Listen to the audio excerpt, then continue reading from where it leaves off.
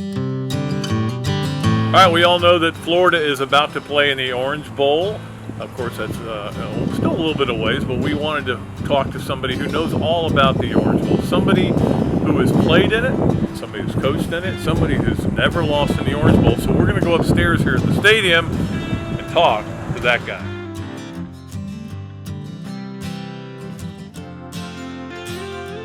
All right, Coach Spurrier has been nice enough to join us, and as we reminisce about the Orange Bowl, because he had a big part in it. It's so ironic, Steve. It was your last game as a player and last game as a coach in Miami, although different stadiums. Yeah, different ballparks. The old Orange Bowl it's got a lot of history, as we all know. The Dolphins and the University of Miami, some of their great teams played there. But, we played in the old Orange Bowl, my last game, 66 season. And Coach Graves had a chance to beat his former boss, Bobby Dodd. In fact, that was Coach Dodd's last game as college coach at Georgia Tech. So I didn't have any kind of spectacular game. Larry Smith had a long run, and I think we won 27-12, something like that. So it was a good win. We were very happy, and a lot of people, I think you even said that might have been the biggest win at school history up to that point. Up to that point, yeah, because this was only the second major bowl for Florida, and you lost the one the year before. Yeah, we had no SEC championships, and we'd lost the Sugar Bowl the year before, so I guess it was maybe. Yeah, funny story, my dad went to turn it up when Larry Smith broke that run, and he turned it off by accident. In those days, you couldn't get the TV to come back on for a while. It had to warm up, so we missed that whole – we're at home watching and missed the whole thing. But when you hand that ball off and you see him break outside – it must have been kind of cool just to see him running down the field. Yeah, I remember sprinting about 30 or 40 yards behind him when he broke. We all were chasing and give him a hug once he got in the end zone. But Larry, he could run. He was fast as well as being a big back. Right. So that was the big turning point in the game. And that was the story was that his pants were falling down. What he's told me since then, his hip pads were coming up, rising up. But the funny thing about that game is there was a huge pick by Bobby Downs. Bobby Downs was one of my favorite players when I was a kid. Right before that, on the play before it, but to set up the 94-yard run. But you guys picked them off 4 times in that game. So, but I remember Kim King was a really good quarterback for Georgia Tech. Yeah, they just lost one game. They'd lost to Georgia, and we'd lost to Georgia. I guess Georgia probably went to the Sugar Bowl that year and won the SEC that year. So it was neat playing against Georgia Tech. You know, Florida used to play Georgia Tech every year. Right. And then Georgia Tech got out of the SEC and went independent and so forth. So it was sort of neat playing against that team again. And you guys carried Ray Graves off the field after that game? I think so. Yeah. I think some of the big linemen did. I remember talking to him on the sideline. I got a picture of us just chatting a little bit. We were obviously way ahead, and so we were smiling a little bit at that time. Yeah, what was that like for you? Because you knew this was your last game. Did it feel emotional at all? I don't know. I probably didn't think about it too much. All I knew was the next day I was taking an early flight to the Hula Bowl. You know, back then we had all these all-star games, right. And they invited me to go, and Jerry and I, we got ready to get on that airplane and hopefully get a little sleep after the game. So I don't know. I didn't think too much about it at that time. I probably should have. But it was, last game in college, and we had some good seasons. Looking back, I think we could have done a little bit better. Well, yeah, that season itself there's a little bittersweetness to it. You lose to Georgia, and obviously lose to Miami the week after you won the Heisman, right? Which is bizarre for anybody to think about now. You're talking about my last game as a coach and a player in the Orange Bowl.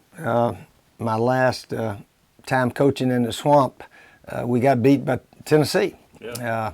But my last other game coaching in the Swamp at South Carolina, we beat Florida in 14. So that is unusual. But well, you were telling me your first game as an assistant was the same as your first game as a player too, right? SMU. Yeah, that was another weird little thing. We played SMU. First game was '64, and I played a bit. Tommy Shannon and I sort of rotated back then.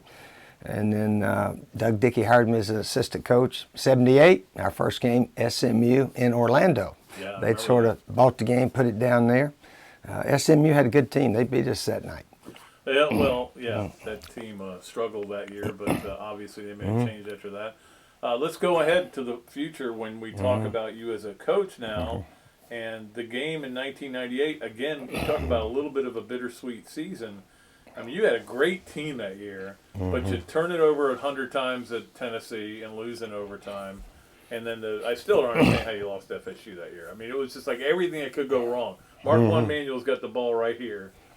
Goes on his hand. Peter Warwick runs it in for a touchdown. So that team was better than your record. It was really a good team. Bobby Stoops, the 3 years he was here, Pat, I think we were number 1 or 2 every year, total defense in the SEC. And, of course, we won it all in 96.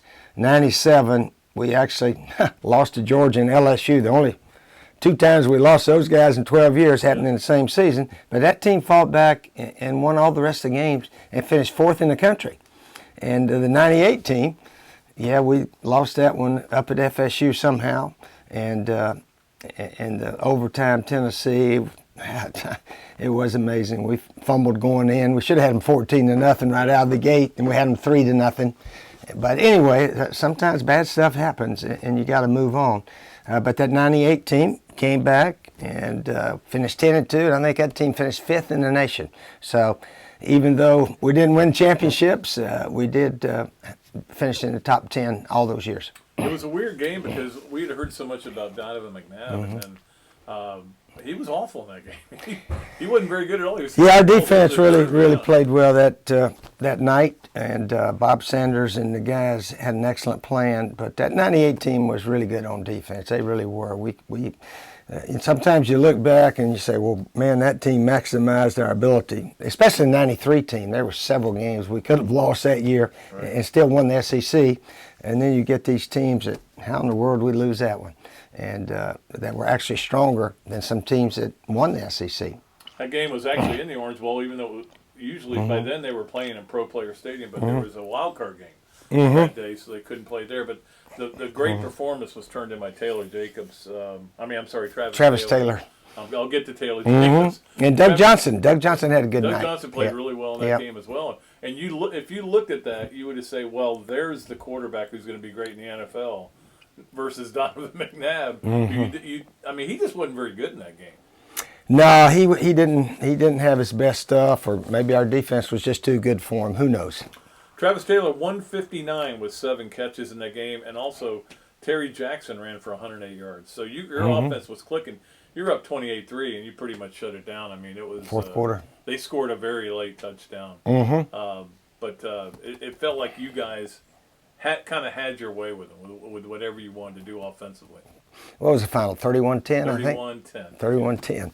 Yeah, we had a really good team in 98. And again, you look back and, gosh, how did we lose that one at Tennessee, and how did we lose that one at FSU? But that's the way it happened. It did.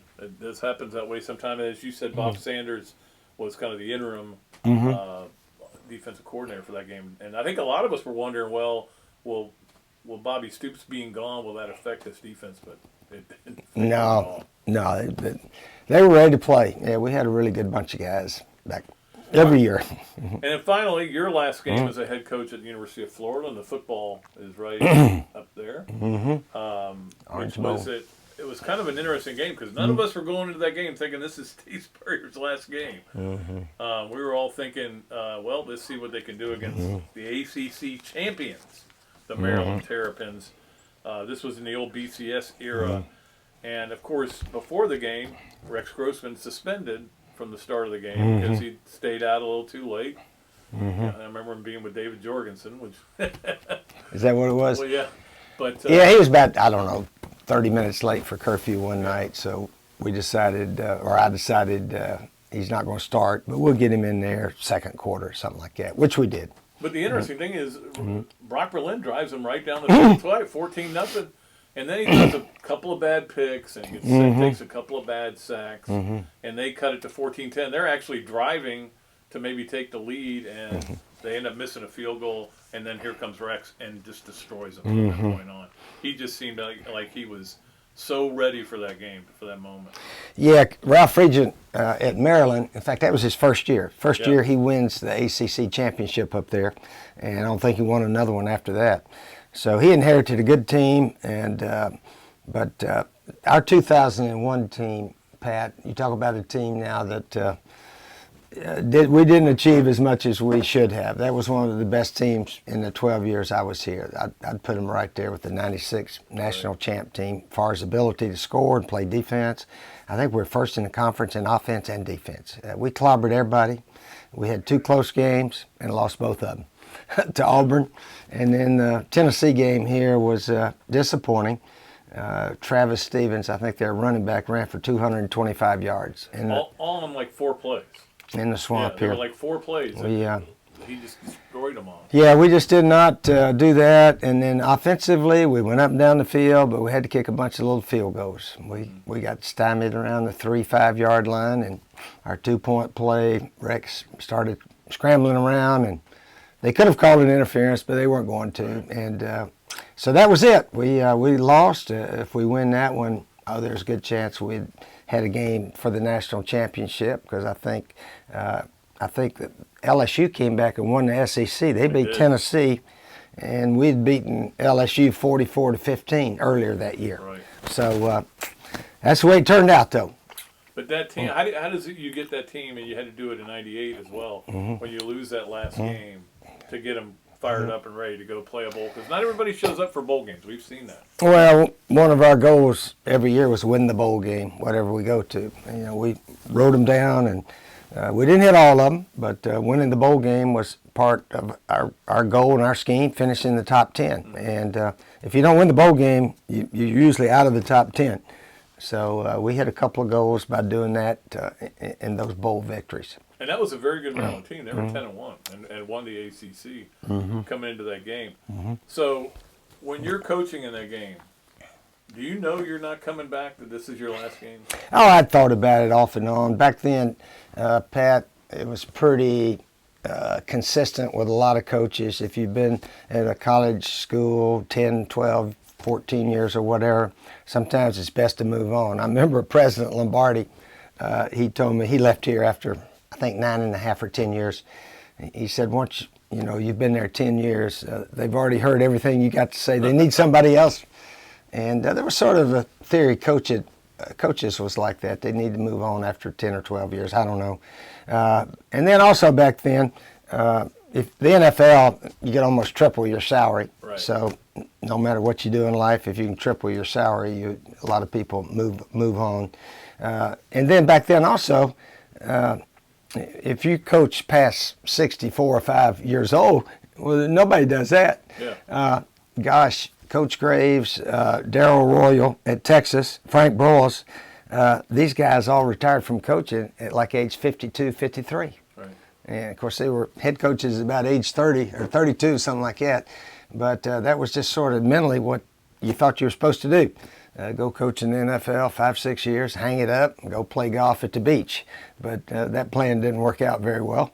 So anyway, that was a decision that I thought at the time was the right thing to do. Hindsight-wise, it wasn't very smart. Did you know, as the game was over, you coached your last game, or was it on the drive up that you kind of made the final decision? The drive up to Crescent Beach? No, I'd been thinking about it a little bit off and on, and just thought if I was going to ever coach in the NFL, maybe it's time to go try to coach 5 or 6 years. Obviously, I chose the wrong team to go to. If I'd had that do-over, I'd gone somewhere else also. But anyway, that's by going to the Redskins, it gave me a chance to come back and finish up my college coaching career at South Carolina. And we had some really good teams there. Never won an SEC. That was a disappointing part, but to finish in the top 10, win 11 those 3 years in a row, and win a division, that was first in school history, all that stuff. I didn't mention Taylor Jacobs was the MVP of the game. He was unbelievable in that game. And he was a great receiver. Yeah. I think he was only a sophomore that year, right? I think sophomore, junior. Yeah, he may have been a sophomore. Sort of interesting. Rashay and Jabbar, of course, all three of them had fantastic seasons.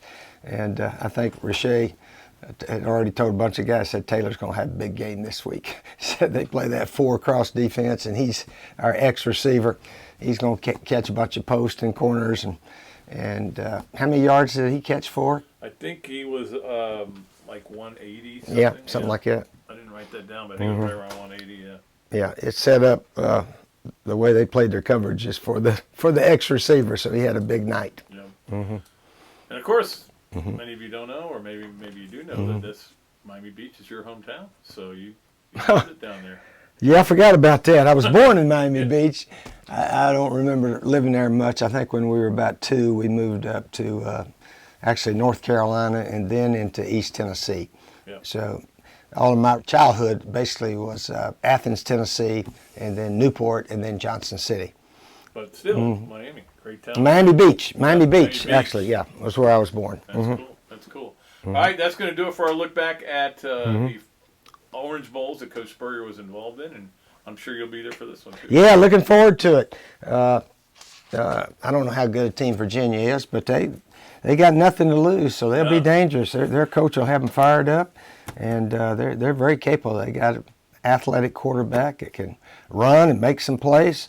So we need to finish strong. And again, if we're fortunate enough to beat Virginia, we'll finish in the top 10, have an 11-2 season. And Nothing wrong with that, right? yeah, maybe even top 5, depending on what happens on the other teams. Yeah, exactly. Okay. All right, that's going to do it for this video. Thank you so much, and thanks to Coach Spurrier. Good to be with you, Pat. All right.